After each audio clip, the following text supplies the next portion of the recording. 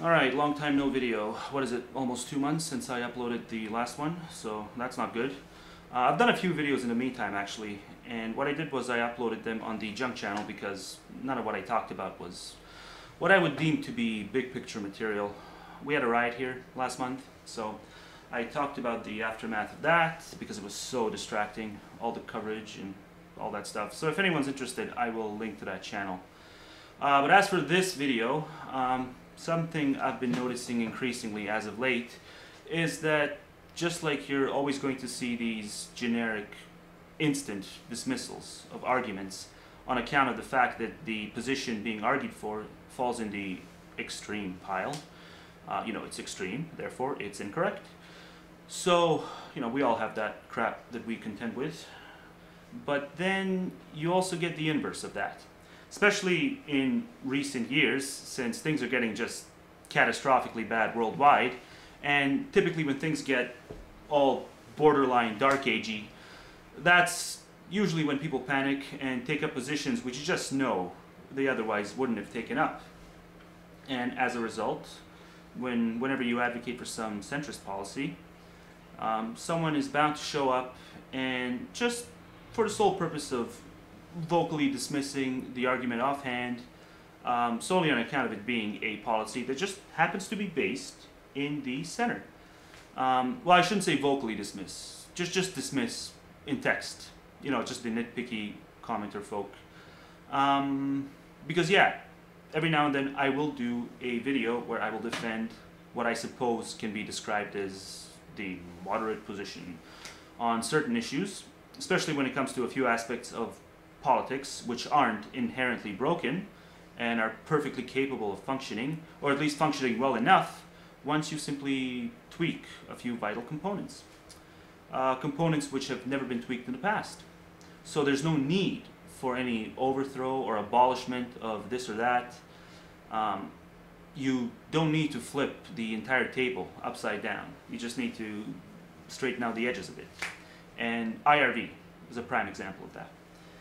But what happens is when proposing these, I guess I'll call them tweaks, when proposing these things, just here and there, you get these lectures about how weak and how ineffective the propositions are, and how you gotta grow a spine, and do the bold thing. Be bold, be a revolutionary, damn it. Disperse of your limited vision and your spineless compromising, and so on and so forth, yada yada yada, all that fun stuff. And it's funny because sometimes they will find another comment section of mine where I have replied to somebody who does actually argue by pointing out baseless, this is extremism, talking points, by spouting those. And so they'll see me reply to that, and they'll reply to my response by saying that the irony is too delicious, or some other crap. And that's obnoxious. And it is so obnoxious that I feel like taking a few moments here to run through a few of my moderate tendencies, so to outline some perfectly reasonable centrist policies, and to spell out, just bit by bit, why they are rational for reasons that have nothing to do with mindless appeals to the middle. And the first thing that springs to mind is this inane prisoner argument. Just a classic example where the two opposing sides are beyond one-dimensional. The prisoner crap, with the quarrel being what to do with prisoners who have committed extremely heinous crimes, prisoners who display all the signs of a sociopath. What to do with these people while they are incarcerated? Should we be humanitarians and try to rehabilitate them? Or should we go down the hard justice route and force them to work off the damage they've caused to society, or at least, a portion of it? And if they are in no shape to work, or if they are too non-compliant as it pertains to accepting the work task given to them, should we then just keep them in a dark cell throughout the remainder of their lives, or even in a straitjacket, and just not bother wasting any taxpayer money on trying to fix them? Decisions. Except, not really. anyone with half a brain should be able to recognize that there's really no hard decision that has to be made here. Just think back to every argument that you have ever seen surrounding this crap, this prisoner crap. Have you ever seen anyone point out the painfully obvious fact that it's not a true or false scenario, that the day is 24 hours long, that during any term attempts can be made on a daily basis to rehabilitate these people, and a few hours after that you can make them work, and a few hours after that you can have them sit in the corner and continue thinking about what they've done, or however you want to phrase it. You can give them their alone time. And I'm not sure if the people arguing the absolutist ends of these two myopic sides, I'm not sure if any of them are aware of the fact that some prisons actually already do this split to an extent, but just based on the forums I frequent, where these arguments typically take place, and where they go the whole way, any impartial outsider would have to assume that it's never even occurred to any of these people that you can have a little of column A and a little bit of column B. It's the perfect example of a divisive issue regarding something that simply does not entail a necessity for such a level of divisiveness. Yet, if you were to go by the arguments on the forums, you'd think that doing both of these things amounts to some sort of, I don't know, cognitive dissonance or some notion of duplicity. No, we can do both. We should do both. We should try to rehabilitate prisoners in a 5-star hotel type atmosphere when there's legit reason to assume that the cozy atmosphere is going to be conducive to their chances of success. So we can do that. And then we can have them do manual labor or other types of work, and we can have them rest. Wash, rinse, repeat. And if there's absolutely no progress after long periods of time, or if you run into some trial and error, then you simply ditch the rehab sessions and have them just continue working in hopes of paying off as much of the damage caused as possible. So it is a fair attempt at a give and take. So explain to me how any of this falls into the category of blanket, spineless compromising. No, it's the only rational solution. It's rational unless you have an obsession with bloody vengeance and a belief that people who have fucked up majorly deserve to get fucked up just as badly in return. And if that's your outlook, number one, you're not being compatible with your views on determinism, assuming you are a determinist, which, by the way, you should be. And number two, you have the mentality of a caveman, and you should probably work on that. Now, over on the other side, there is this stubborn insistence that even the most vile criminals should never, ever, ever be expected to work while they're in prison. We can't have the expectation of them or from them to contribute towards paying off even a portion of their, of their rehab sessions or of the damage they've caused. Nope, can't expect to have such draconian standards. That's too much to expect. That's too much to ask for, and that's exactly what fuels the fanaticism on the other side. The justice is vengeance side. It's that the opposition won't concede this basic point, okay? That having the citizens, the victims of these crimes, having them essentially subsidize 100% of their aggressors' treatment, only to create the possibility of having the aggressor be released and potentially commit the same act against them once again, people's unwillingness to admit how that is an unreasonable and unfair expectation of the taxpayer, that's just stubbornness on your part.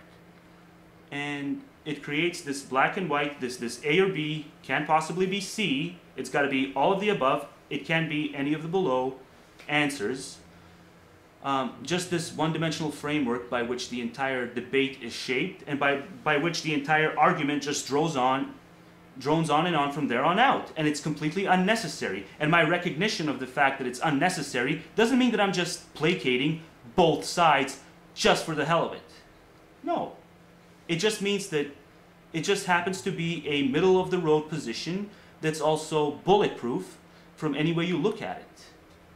So that's one issue, a very simple issue that, you know, and where you have all these arguments for absolutely no reason.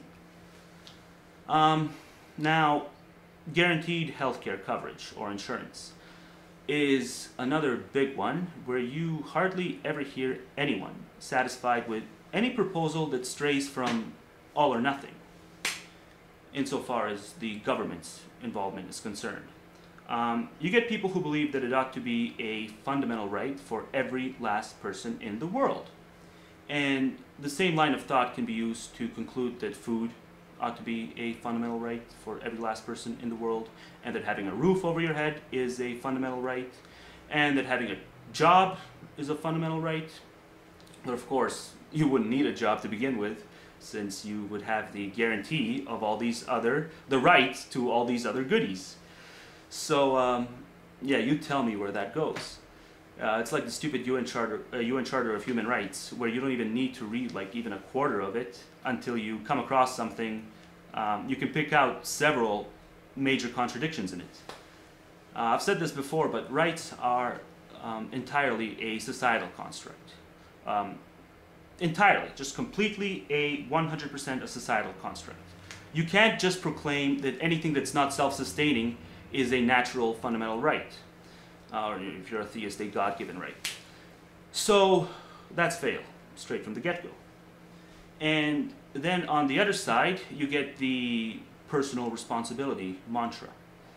And it's always thought of as being applicable, which is precisely why the rational perspective is somewhere in the middle. Because it's obvious that at times, maintaining one's own health and safety is actually a matter of personal responsibility. And sometimes it's not. Sometimes it's going to be out of your control. The cast of Jackass, for example. They willfully expose themselves to all sorts of extreme risks, knowing full well that they're playing with fire and that any serious injury sustained will cost huge amounts of money to treat. But that doesn't stop them. And with the advancement of technology, these treatments are only going to continue getting more monumentally expensive because they're going to increase in efficiency. And yeah, well, efficiency is good enough. So the idea that everyone should always be covered in every single scenario, regardless of how irresponsible they were, no matter what strikes them, every single example, every single geographic district worldwide has to provide people a guaranteed coverage at the expense of everyone else living there. That belief is a nice little nursery rhyme, but it's not practical. Maybe it's still practical today, okay? As of today, maybe it still is, but it won't be in the future.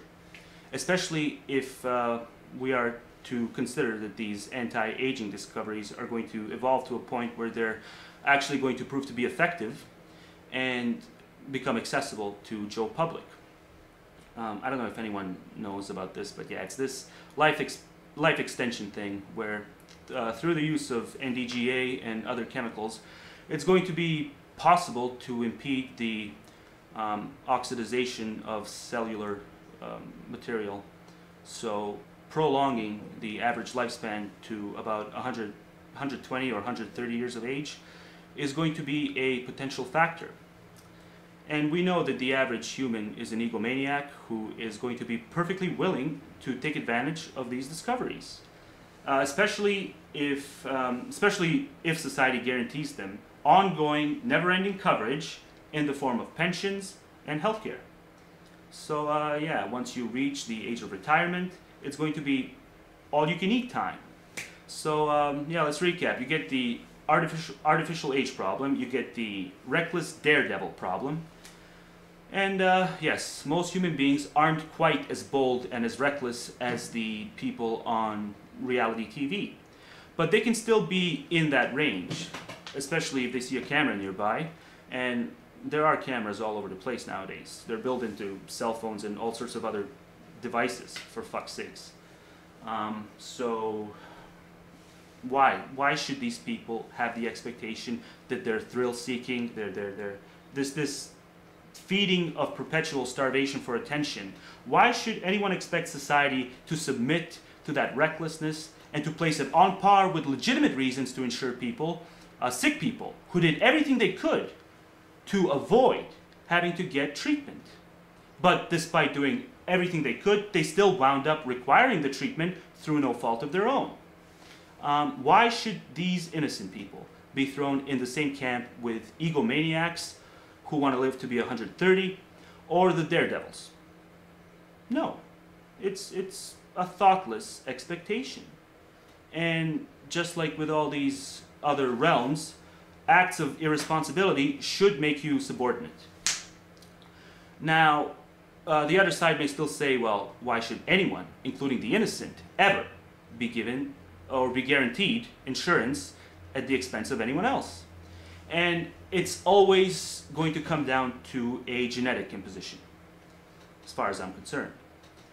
You cannot postulate that people who've had various illnesses imposed on them hereditarily because they failed the birth jackpot, you know, that birth task where the person being born has absolutely no control over any aspect of the circumstance they fall into.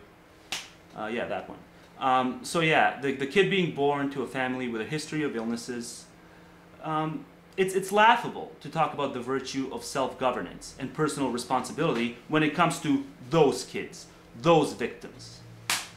The only talk of personal anything should be talks of personal accountability directed at the individuals who knowingly and willfully imposed their AIDS or their history of cancer or any other sickness, what have you, who willfully imposed that onto a brand new consciousness, a consciousness that did not volunteer to have any of these blights imposed on them. And if we're going to justify the imposition of that, if we're going to justify that imposition on a legal scale, just because it's a genetic imposition brought about naturally, then the least we can do is ensure that the victim is guaranteed the coverage, because it's a gigantic lifelong burden that's going to stay with the victim. And unless you have some silly reverence for natural blights where we just have to excuse them and chalk them up because they're natural and so just forget about them, unless you have that silly nature worshipping notion in your head, then you will be able to recognize how that kind of imposition is far more, it has far more weight to it than the imposition of a societal imposition of a microscopic 0.1 or 0.2% tax increase. And again, this doesn't mean that we have to placate anyone's wish to live to be 130 years old, assuming the anti-aging crap is going to be a real deal in the future. So yeah, if someone who already has had all these illnesses imposed on them involuntarily at birth, if this same person goes on to willfully impose a prolonging of that because they want to live an extra few decades, well then yeah, I'd say this person also falls in the same category as Johnny Jackass driving, I don't know, diving headfirst into an empty pool or some other crap. Which is to say that they should be guaranteed insurance insofar as it's only applicable to the circumstances they had no cognitive control over. But as soon as you sign up to live to be 130, that age contract you sign should also be the same contract where you simultaneously surrender your tax-funded insurance at a certain point. Otherwise, the costs are going to take a tremendous toll. Since, I mean, I don't even see us solving the current debt crisis anytime soon. So piling on to it on a greater scale in the future is going to seal the beyond the point of no return outcome. And I don't want that outcome to be sealed. I don't think anyone else does either. But even as it stands now, there's been talks in the States of Social Security checks not being a sure thing in the upcoming weeks on August 3rd, I believe.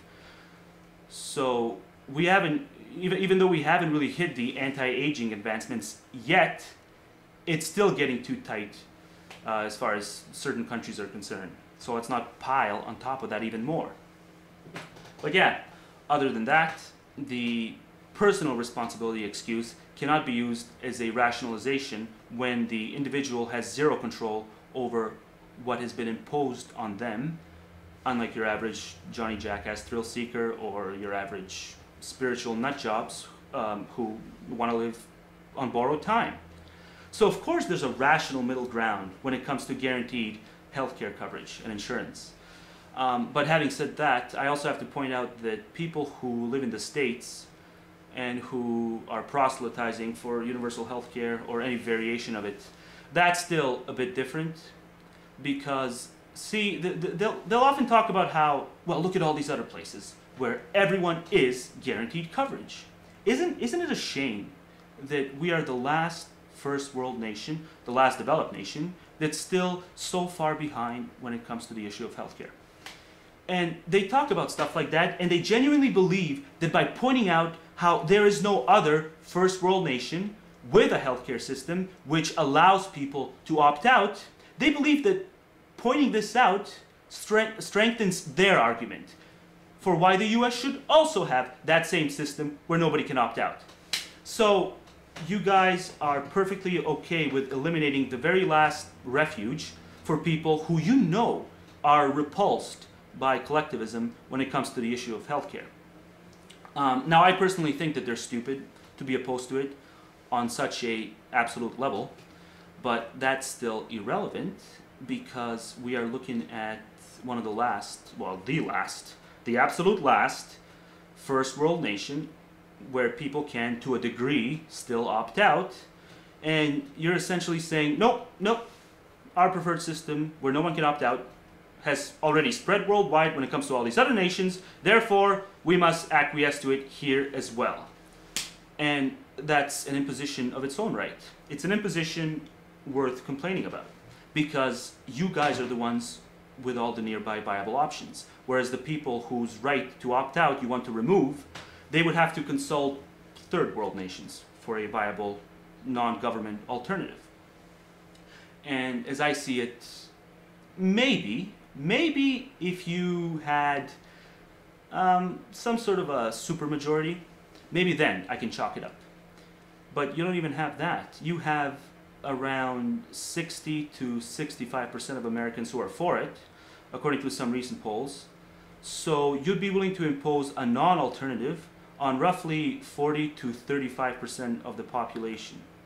And I guess by some generous estimates, they have it at 70-30. But regardless, 30% is still a fairly huge number.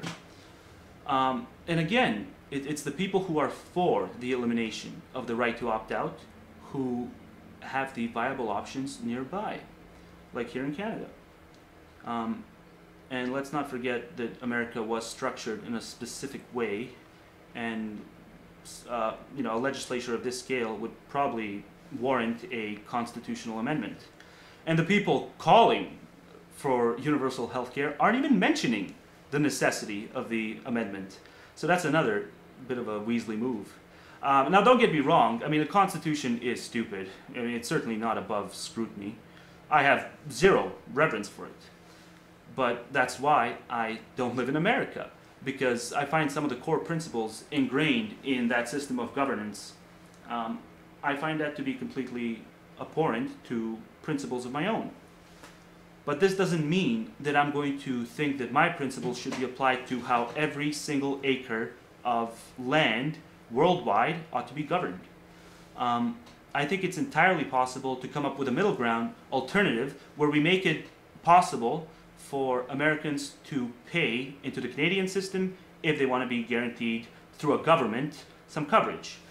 That should be the go-to option, instead of just removing the right to opt out for the 40% of Americans who don't want to be insured, or at least who don't want to be insured through the government. But I'll have to save the details of that particular proposal for another video. because I can already see people nitpicking it to pieces, and I can't cover all of that in depth right now since this video is running way too long as it is. But yeah, I mean, I can probably make a decent enough pitch for it if given the right amount of time.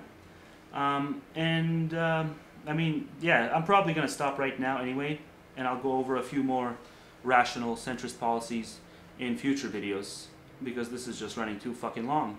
I mean, I wanted to go by a lot more, but god damn it, I just took my sweet time.